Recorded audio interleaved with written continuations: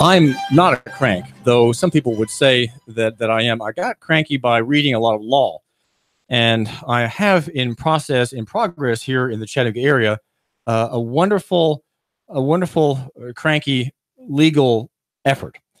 And it is called Transportation Administrative Notice, Tennessee.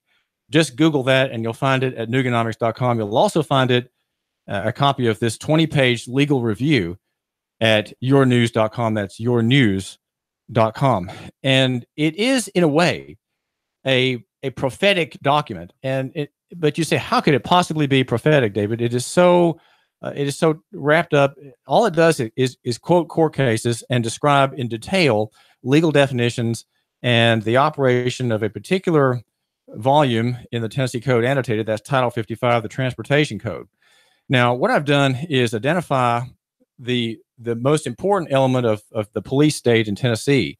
The most important part of the deep state in Tennessee is operating through Title 55, and the main provision there would be the commercial driver's license statute, under which we all, as licensees of the Department of Safety and Homeland Security, fall by application. We all apply for driver's licenses, maintain driver's licenses, or driver licenses, as they're called, and because somehow we think we have to, and we do if we're involved in commerce.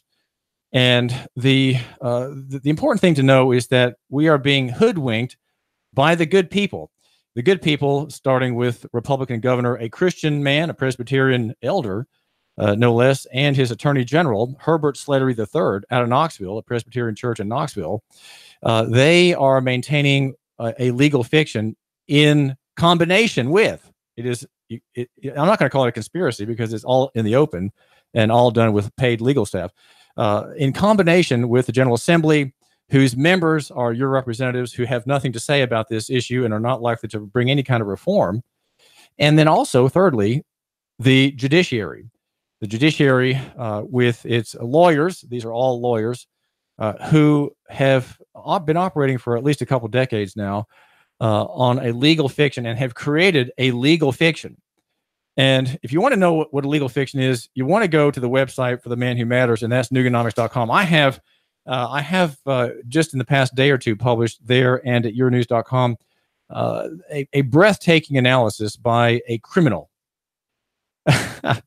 He's a criminal named Arthur J. Hirsch, the fiddle man of Lawrenceburg, the fiddle man of Lawrence County, Tennessee. He is a criminal defendant convicted in 2015 on 4 counts, 3 travel counts, and 1 gun count. And he has made appeal to the federal high court in Washington for petition. Well, he's made a petition for a writ of certiorari, which is to say a grant of grace, that we will hear your case. And he is appealing to the federal court the gun conviction on the grounds that the intent to go armed statute, which is used all the time here in Hamilton County, is unconstitutionally vague because it's simply unenforceable because it's unenforceable because it can't be understood. And what that law does, it is a racist, anti-black, anti-Negro law, right? It was a law that came from the time when black people were called Negroes, and so it was aimed at Negroes and other terms that were used by Southerners against black people. And the impetus beginning at the time of the Nat Turner Rebellion in Virginia in the 1852, maybe 56, in that era, where Tennesseans reacted vigorously against black people and brought into the law a total disarmament statute, which is what we have today. We have in Tennessee a total ban on weapons with defenses offered, and that's the way the system is structured, the deep state system. And it is arbitrary and capricious because it's unenforceably vague. One does not know how one can obey it. And the exceptions and defenses that are in the statute today, for example, the new freedom that you have, right, to have a gun in your car, that's only if the car is titled to you. Okay, if it's your wife's car, or if you have your cars or vehicles in a trust, as I do, and you don't have a permit to carry, well, you're violating the statute. So the statutory regime is full of traps, full of wicked traps that bedevil innocent people who make mistakes, right? Unintentional mistakes that are violations. And we have this system. So Jay Hirsch, the fiddleman, is making appeal on that count. But in his paperwork, he has made remarkable arguments that show how the state deifies itself. And go to these two websites, yournews.com or nuganomics.com, to read my analysis that is from in citing his work. And he is perhaps the best representative against these evils that we have in Tennessee right now. His appeal was the biggest case in 83 years or so, by my estimation, making and raising liberty issues on the right of travel and the right to bear arms. And read how it is that the deep state, operates, violating basic legal principles that every lawyer is taught in law school. And you won't find analysis like this anywhere else in Tennessee except here with me, David Toulis, at 92.7 FM and 95.3 FM HD4. That's the Adam's apple HD4, right? Now, I want to tell you about my project, and I want to bring it up to you because it is a project of racial reconciliation, because I'm sorry for my sins. And the sins of my race in enslaving the black man, the African American, and it's also a project that has a restorative value to others. Because if we fight for the stranger, if we fight for the rights of the alien and the oppressed poor, the ignorant, if we fight for the rights of the ignorant, the people who don't know how inflation eats away their value, then we will ultimately have a benefit as well. And I'm trying to operate representatively and to operate obliquely, to attack a problem obliquely rather than directly. And I say that because the deep state has a position taken against people such as Tiffany McQuinn in East Ridge, a woman who works in the restaurant field and has amassed $14,000 in debt to the state, and she's under a civil death sentence imposed upon her, with the acceptance of, and you could even say the connivance of, Chris Helton, the city court judge in East Ridge. Not that there's anything particularly wrong or evil about Chris Helton. He's just doing what everybody does in that position as corporation court judge. You manage the herd. You manage you might say, the slave population of people who are violators of custom, violators of custom and propriety, but not necessarily of statute. Okay, that's the problem, is that we have a system, an oppressive system, maintained by the deep state, maintained by the court. And you're saying, what on earth are you talking about? Well, it's simpler than it might sound. It does involve the code, but just in a nutshell, if you're new to the program, and I do hope that you are new to the program, David Toulis here. Yeah, if you tell one person about my show, one friend about my show, then guess what? You double my listenership. Okay, I love big numbers. I think about big numbers all the time. So if you, my listener, tell another friend or a friend about my show, and he listens or she listens, then I am doubling my listenership. And I really want to do that because I love 100% gains when I can get them. Okay, so it's just you and me for now, but maybe there could be three of us tomorrow, and let's work on that. And I am David Toulis, and I argue for loving your neighbor and buying local, and want you to like me. I don't really care if people like me or not. I've made quite a few enemies. I may have one or two enemies who are government officials, but not many more. But I want you just to like me on Facebook. Okay, if you like me on Facebook, I'll probably be okay. and here's the problem. Okay, here, in a nutshell, here's the problem. The deep state wants you to believe that you cannot move about. You can walk, you can ride a bike, but you cannot use a conveyance of your choice freely and at liberty. You can kill your baby. And in fact, 355 women in 2016 did kill their babies in Hamilton County, right? These are babies in the wombs of women who reside here, destroyed elsewhere. But nonetheless, the death toll is 355. You can kill your baby, but you can't get into a car and travel by car without permission. Okay, you can kill your baby as a matter of right, no permission needed there. But to go to the store, to go to worship, to go to vote, when Tim Boyd kept his seat and people went to voting booth, they had to go by state permission. Everyone will tell you that. You can't simply get in a car and go. there's no free right of movement. You can't go to worship freely. You can't go to vote freely. You can't go to a political assembly by matter of right. No, no, no, no, no, no, no, no, no, no. You have to get our permission. You have to be a licensee of our department, the Department of Safety and Homeland Security. But because this department and because all other departments in Tennessee, including the Sheriff's Department and Mayor Andy Burke's and Chief David Roddy's police department in Chattanooga, because these departments are bound by the UAPA, the Uniform Administrative Procedures Act, we have to understand that their authority is limited. It is limited to what? To the law. Which one? Title 55. What's that? That's the transportation statute. Okay. What's the problem? Well, the police department and Sheriff Jim Hammond, despite my notice, despite receiving administrative notice of what the law says, continues to charge people under Title 55 who are not involved in transportation. And I'm thinking of just an example of a man who I think settled his case and just went ahead and choked down the fine and the court costs on the 1st of May. Rudy Soto Rodriguez, who is doing some very fine work as a carpenter at a project downtown in one of the myriad debt bubble projects going up around Chattanooga. He's there working, making very good money as an excellent man, by the way. And his name is Rudy Soto Rodriguez. Make sure if you need something from that, you call him Rudy Soto Rodriguez. He just went ahead and paid the fine for, as they say, driving without a license, right? He's exercising actually a liberty, but he's being prosecuted and he was arrested for what's called driving without a license. Now that, I think he was charged under the failure to exhibit on demand statute, which applies only to whom? Only to licensees.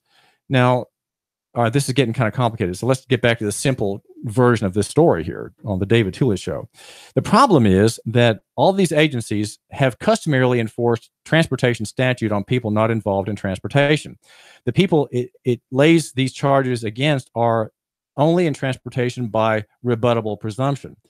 And I have insisted, I'm sorry, but I have insisted that Sheriff Jim Hammond and I have insisted that the city council and the city attorney Wade Hinton and their dependents, that would be the police department, I have insisted that they make it clear that the officer cannot charge people who are not involved in transportation.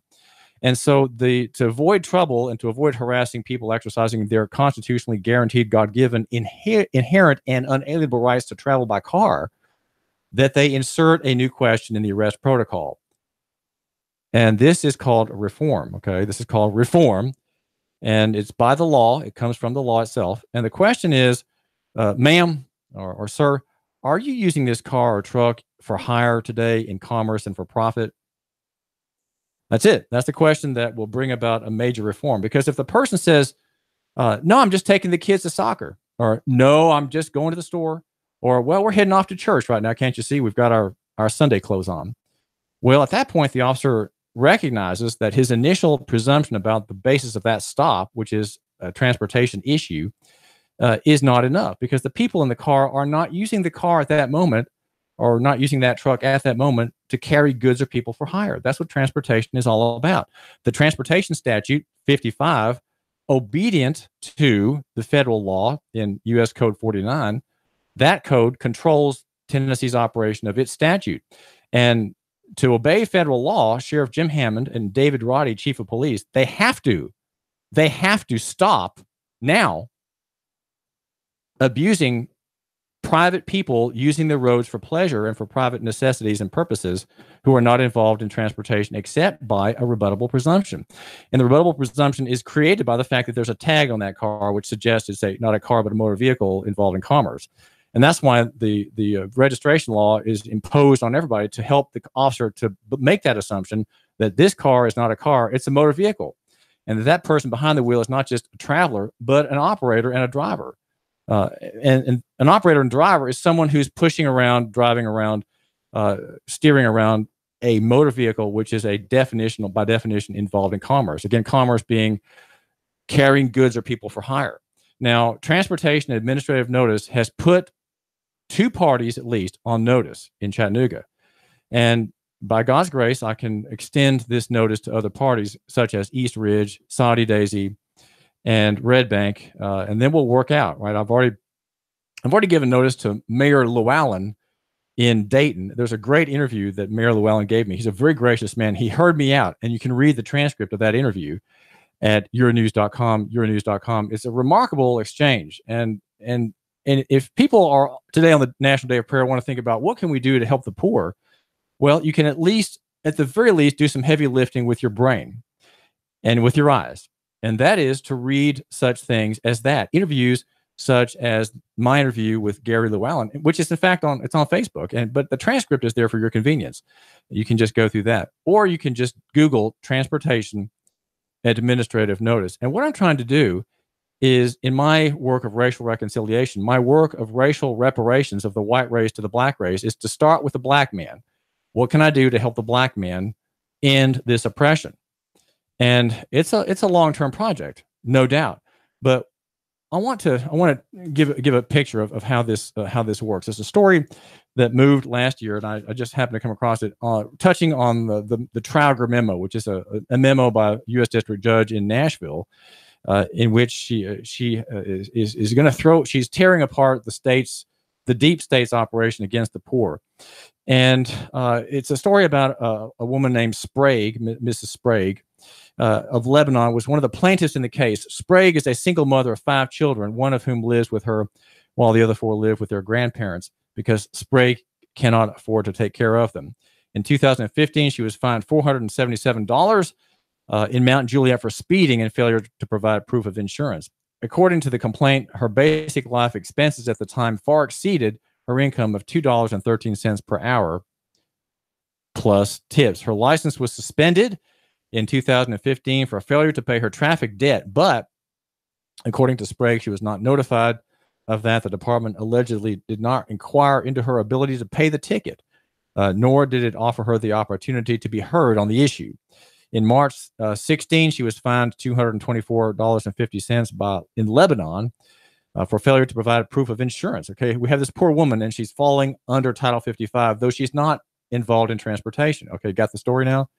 The issuing officer didn't issue her a ticket for driving on a suspended license or informed her that her license was suspended. She learned that it was suspended a month later when she was fined $244 in Lebanon for expired registration, failure to provide proof of insurance, and driving on a suspended. Okay, the total amount of debt owed was $946.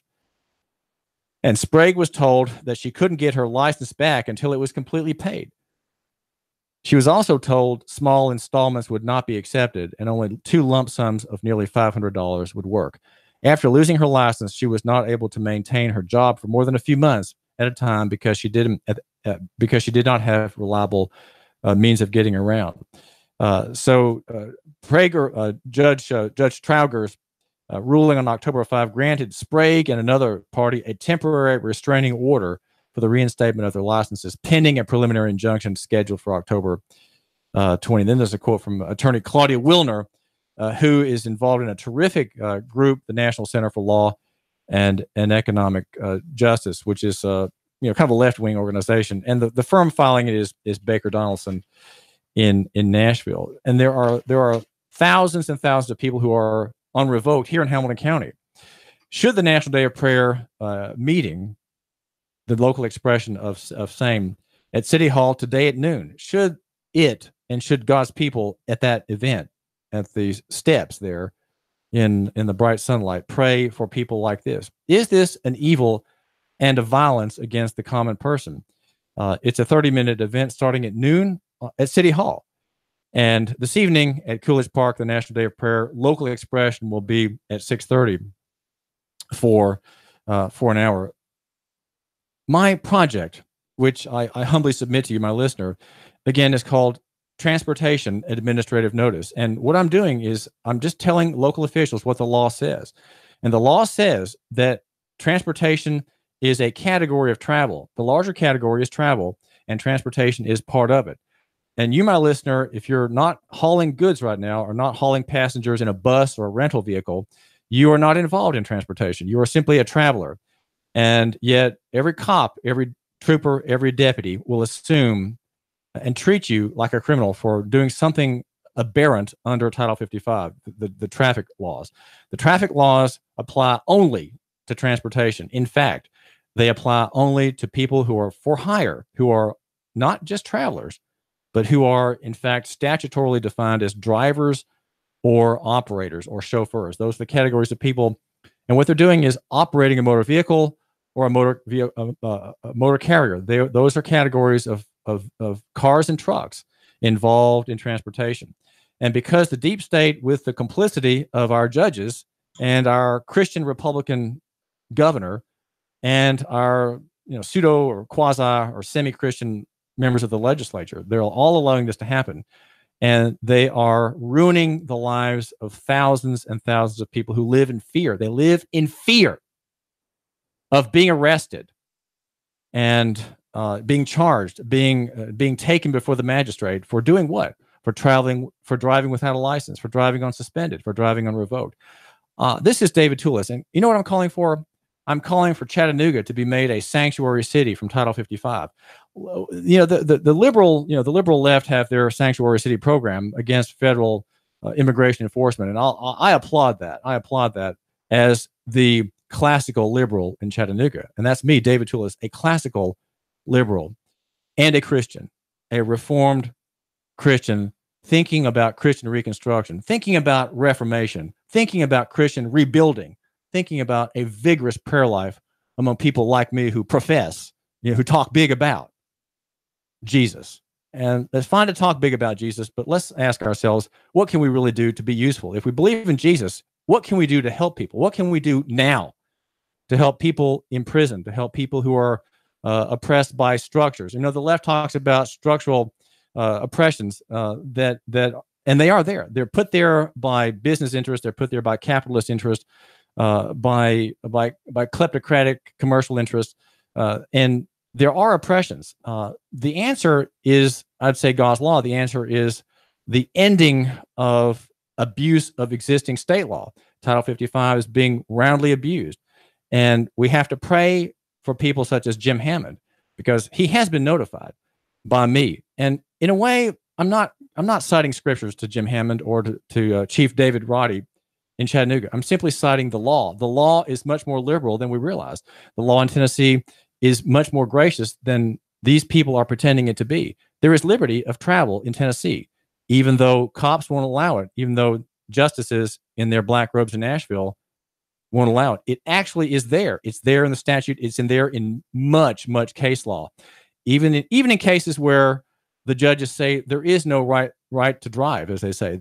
And what they're doing is they're lying to you. The way these arguments are structured are simple lies, judicial prevarications out of Nashville.